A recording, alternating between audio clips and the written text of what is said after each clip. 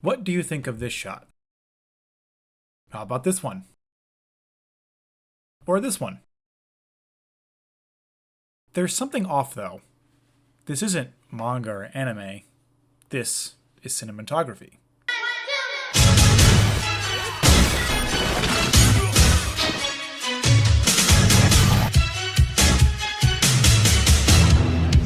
Cinematography is the most important aspect in entertainment in terms of the visual medium. It's what creates a sort of emotion to the audience so they understand what the author, what the director, what the artist is trying to get out of us. For this video, I want to look at the work of Osamu Tezuka, who is cited to be the godfather of manga and anime, based on his influence from cinematography. From a very early age, Tezuka has been influenced by film. His father was a film buff, always watching Chaplin films with Tezuka, and Tezuka has even stated that Walt Disney is one of his inspirations in the way he draws his characters in manga and anime. It's even been cited that Tezuka watched Bambi 80 times just to understand the characters and the style of the motion. Tezuka's work has inspired many mangaka since his time on the scene. Akira Toriyama, creator of the Dragon Ball franchise, has stated that Tezuka was a major influence on his career when making Dragon Ball. Tezuka's manga has also been referenced by other artists. For example, in the manga The Way of the Manga, Fujiko Fujio puts New Treasure Island in his manga, a reference to Tezuka. Fujio said that reading New Treasure Island was like watching a movie. Tezuka will be the first to say that he did not start the trend of using cinematic shots in manga, but it's undeniable that he has influenced its use in the mainstream. Many of his colleagues will say that his style is easily translatable into animation due to his endearing, round, clear lines. Many consider his manga to be cinematic, or an eroticism that comes from the boyosen ni yoro kiraku, or pleasures of the lines, associated with his signature style. This has infected the work of the Japanese industry and has spawned amazing manga and anime. The manga we're going to explore in this video that Tezuka has worked on is Blackjack, a story about an ace doctor who works miracles. I'm going to be breaking down this manga into 4 sections: action, depth, angles, and exaggeration. With these, I'm going to be breaking down how the comic may have influenced similar scenes in anime and manga. So let's get started.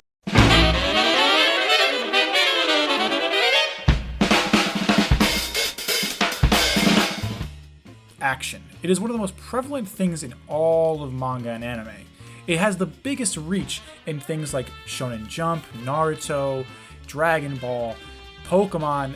Pretty much anything that involves karate and action and explosions will feature action. And Blackjack is no exception. When it comes to action in Blackjack, Tezuka is not shy of using it. In those very first panels on its first chapter, he uses a car chase scene to hook in the rear. We see this sequence of the car running through the streets and then BAM! Hits a wall. It allows the reader to kind of ask themselves, what's going on? This action scene sets up the plot. The reader asks themselves, who's the man in the car? Will he survive?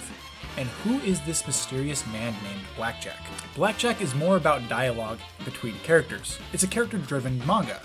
But you have to remember, while I'm reading this in a volume, Tezuka wrote these weekly, so he needed to use action to keep the reader hooked into his story. It was also a debut chapter, so Tezuka needs to establish the plot for the audience with action to keep the readers invested. According to Scott McCloud, Tezuka doesn't use many action scenes compared to his Western counterparts. However, when he does, it gives reader a chance to catch their breath and understand the story thus far. There are many scenes in anime that comply with this idea. Let's look at Akira and the famous bike slide scene.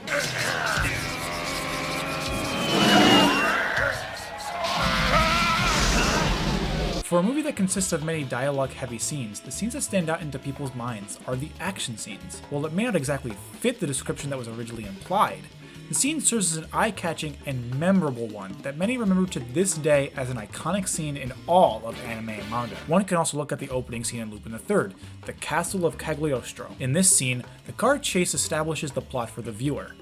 We have Lupin witnessing a girl being chased by a car full of thugs. Lupin intervenes and then becomes entangled in the drama. It leaves the viewer asking themselves questions like, who is this girl? Why is she being chased?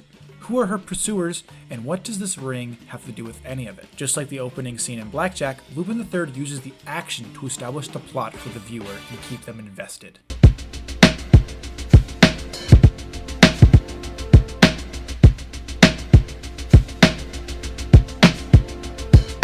Scott McCloud said in his book that Japanese artists use aspect-to-aspect transitions as one of their most in comics. When it comes to aspect, McCloud said that it establishes a mood or a sense of place. What does this have to do with depth? Depth in cinema is important to establishing the mood. It can be the distance between two characters or the size difference between a character and an object. Let's look at some examples in manga before we look at Blackjack. Berserk is credited for having its amazing dramatic scenes. They are awestruck. They are inspiring. They are so meticulously detailed and drawn that it is hard to look at Berserk and not call it a masterpiece. Some of the scenes in Berserk can be seen as aspect-to-aspect scenes. If you look at this scene, we have an establishing shot of these giant monsters.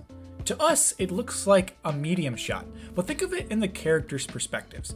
This is definitely more of a wide shot. It's creating a depth that we as the viewer initially don't understand at first. Another scene like this is the Genkisha, the giant scene. In this scene, we have a character in the foreground with a character all the way in the background, looking very tiny. But to us as a viewer, we understand that that character is not tiny at all.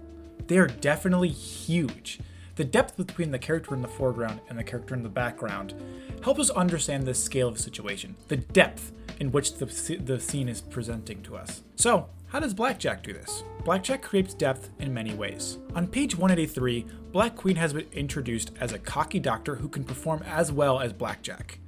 If you look at the 7th panel on the page, she's positioned in the foreground while her superior is positioned in the background. If you look at the way her head is tilted, you could kind of get a guess that she's looking down at her superior in a way. You could even tell with the little smirk she has on her face. If we look at the superior in the background, he's a lot smaller in scale, whereas she's taking up most of the panel, he's taking up very little of it. This establishes the character further for the viewer. She feels superior in her abilities as a doctor, and this plays out throughout the rest of the chapter. It also helps the reader come to a satisfying conclusion when her facade is broken after Blackjack helps her with the surgery. Another scene like this takes place on page 201. The first panel is a high-angle shot of the hospital. As we look down towards the first floor, the reader is given a sense of place. Simplistically, we understand that the hospital is huge, but I believe Tezuka's looking at this in a deeper context. If we look at the rest of this chapter, it is a much grander scale compared to the rest of the manga. You can assume that Tezuka establishing the hospital as this large place could also be establishing the tone of the story, how large it's going to be.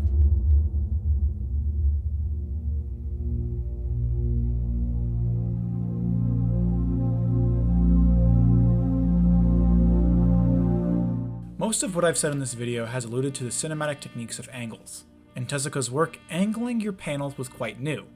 Many manga panels were often in eye-level angles, with very little variation to the formula. However, Tezuka was influenced by film to introduce different angles into his work. On page 114 of the first volume, we are introduced to the new character in Blackjack. If we see in the 4th panel, Tezuka uses a Dutch angle. Dutch angles in cinema have been used to give off this weird tone or a shift in the narrative. For this character to appear in a Dutch angle, there is certainly going to be a new change in tone for Blackjack. It also kind of makes the character look badass. He did something similar to this on page 35, throughout all the panels on this page. The angles in which the character is presented is distorted. It's weird to read.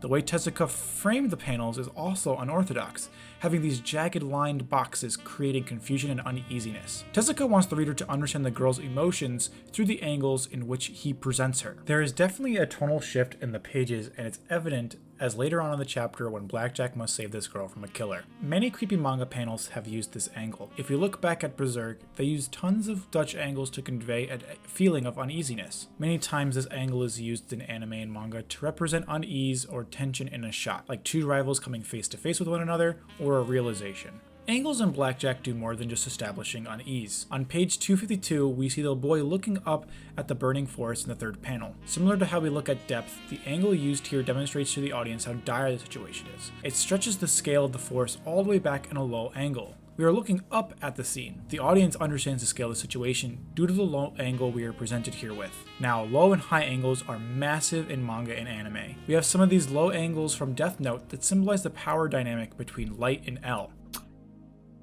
さよなら、レイペンバ。 We have high angles like in Made in Abyss to symbolize the scale of the hole in the ground, which can also symbolize the scale of the adventure. Angles do so much in adding to things like depth and action, but require an even deeper look as they can be used in situations to create mood. Tezuka knows this. He understood that angles are powerful and convey more to an audience than words could. If we look back at page 252, we see that there's barely any dialogue on the page. It requires the reader to understand the situation based on the framing and angles presented on the page.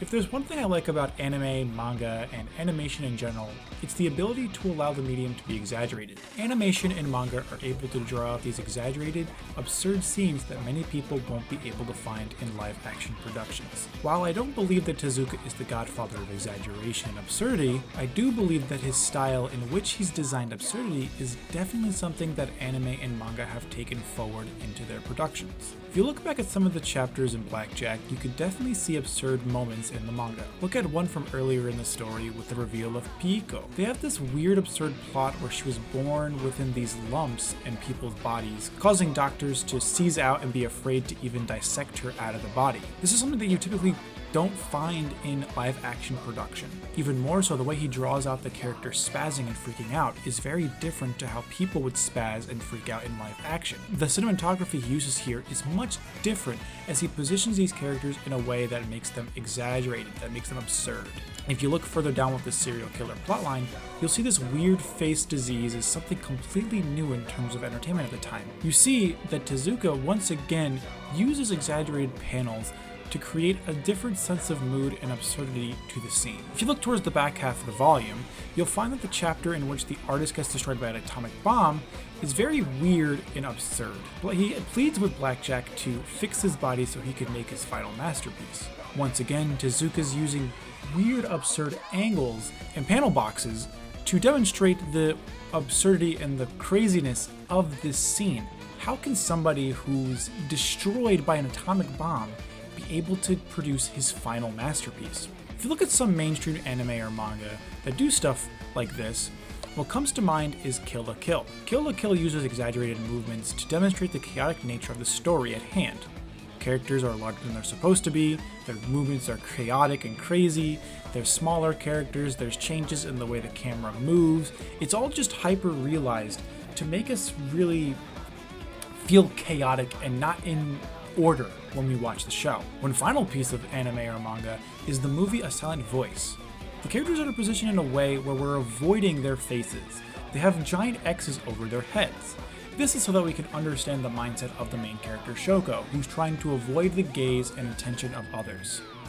This is all to demonstrate to us these absurd plot lines or even more down-to-earth stories in a more exaggerated way so we can understand the emotion and feelings behind a scene.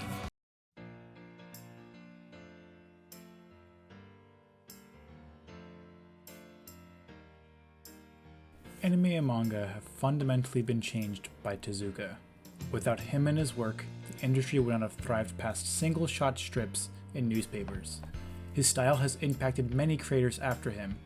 The students under Tezuka's tutelage have gone on to make inspiring manga and anime themselves. Today we look at Tezuka's style in Blackjack and saw if action, depth, angles, and exaggeration were mimicked in future productions. We saw how different productions used cinematic techniques like Tezuka to grab their audience and create unique experiences for the viewer. This has allowed animation from the East to be at leagues with production here in the West. It's no wonder that manga and anime have been a dominant force in Japan and a growing trend in the West. It's interesting to look back on the origins of anime and manga by looking at Osamu Tezuka's work in Blackjack. His style permeates so much back in the 50s and 60s that it has spawned genres of anime and manga that many people love to this day. Using his knowledge of cinema to enhance the manga industry impacted everyone. Someone who draws a manga will in no doubt look to Tezuka's art style and emulate it at some point. It stinks that we lost Tezuka in 1989. His influence stretches far beyond Japan and has sparked a lasting effect in the entire world of comics and animation. And before I sign off, I want to just leave this video with a quote that Tezuka says about how he feels working in the industry after 40 years. 本当にこんな辛い仕事っていうのは40年やってるっていうのはバカじゃなきゃできないですよね。